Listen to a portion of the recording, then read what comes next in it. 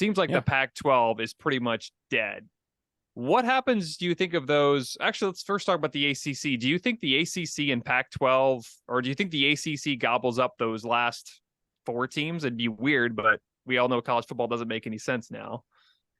I know that's been the main speculation. I think that a lot of those schools might join the ACC just to remain in a Power 5 conference. Although I guess if the Pac-12 goes away, it won't be Power 5 anyway.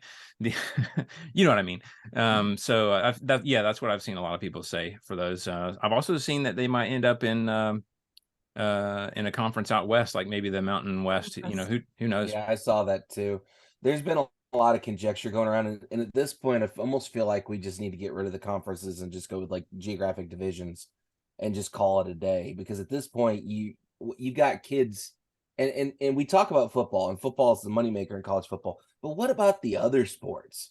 Baseball, like volleyball has to go all the way to Maryland to play in the ACC when you're a Stanford that have team? so many more games than football does. Awful. It's going to kill recruiting. Awful. Now, the SEC is okay right now because we're still all relatively close together. But when you start bringing in all these, like Missouri's cross country.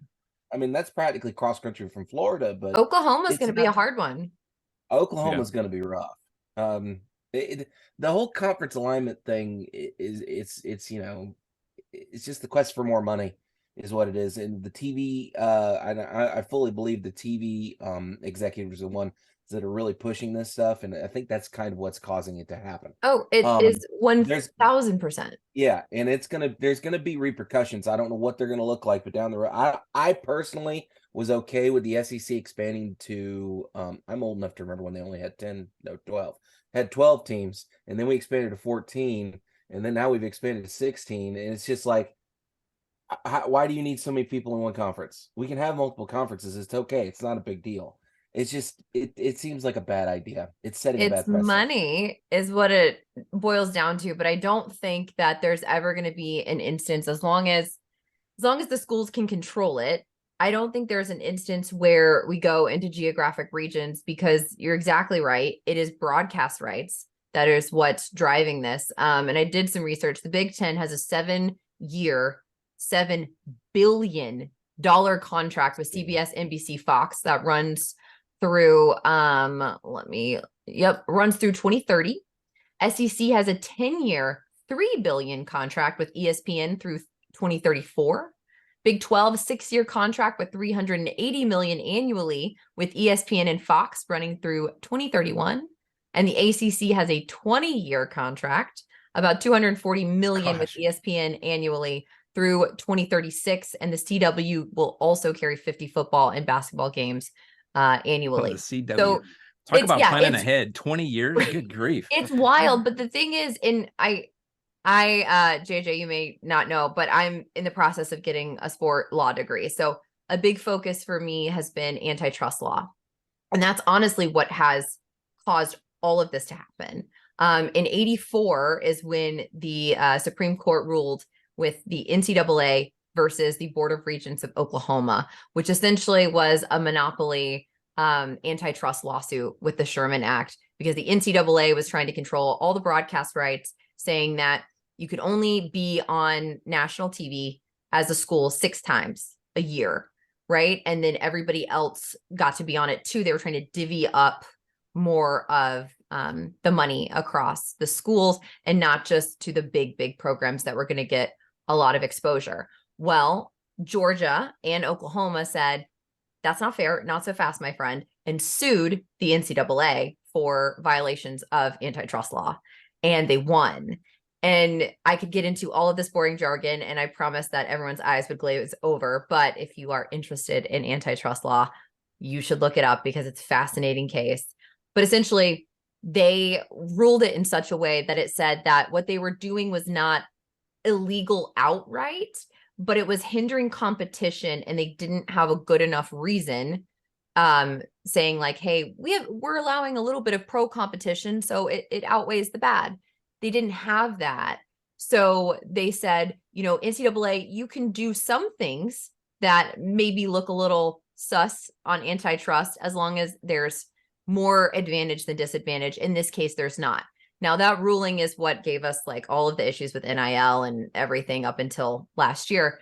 But essentially this ruling allowed college football and universities to go find their own contracts, their own broadcasting rights. Hello, Texas Network, right? So now that ruling is exactly why all of these schools can jump conferences to get more money, because they want those broadcast rights.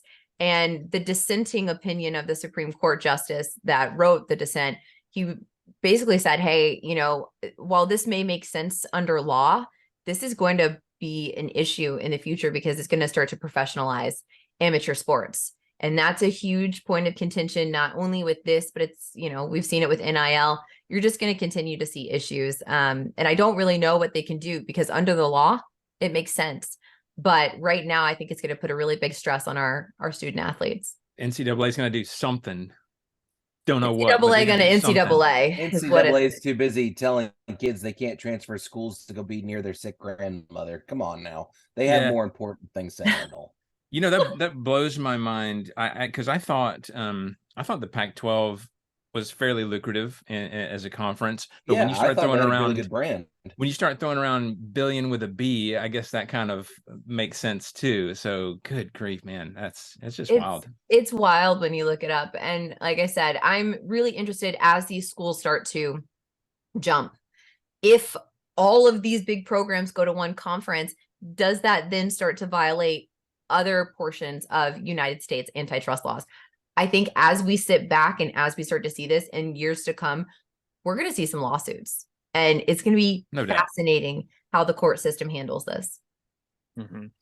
Yeah, that's interesting, because I didn't know anything about that, or didn't really know much about that, but that's very interesting. It's definitely makes it more interesting, especially how college runs and how the NCAA does things. So, but with the Pac-12, is there a way they can possibly stay alive? I know merging with the Mountain West, merging with the ACC.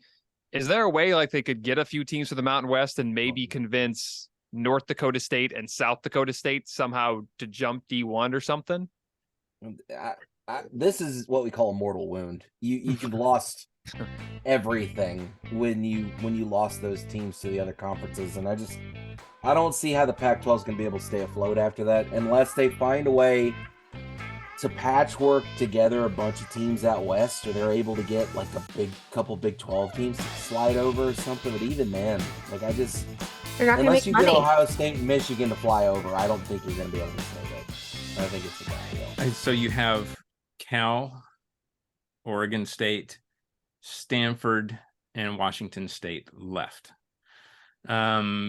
That's not great. Look, they're great schools, but in terms of football, which I know we're not talking about just football here, but especially in football, these schools haven't really represented you in much of anything worth mentioning lately in terms of football. Mm-hmm. Granted, I know there's other stuff going on here, but yeah, it's going to be tough.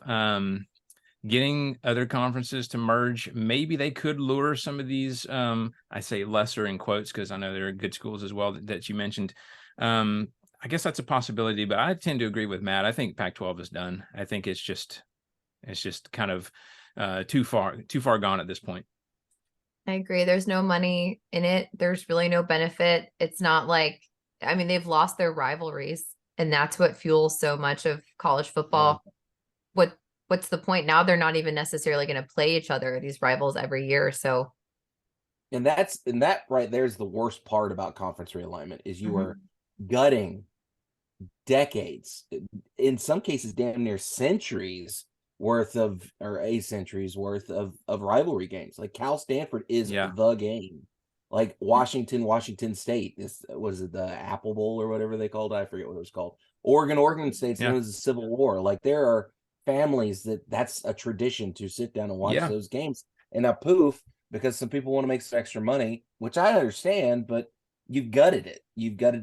It's almost like if you took away Alabama, Tennessee, if you took away Georgia Tech, which granted they're in different conferences, but still, you've gutted that particular thing that makes college football so special compared to other sports. Now they have done this in the SEC to a certain extent already with all this realignment, but they've tried to make sure, and they've had all these extensive meetings and stuff to try to preserve a lot of these rivalries. And I do hope they do that with a lot of these. Because like you said, there's, decades, maybe a century for some of these worth of history.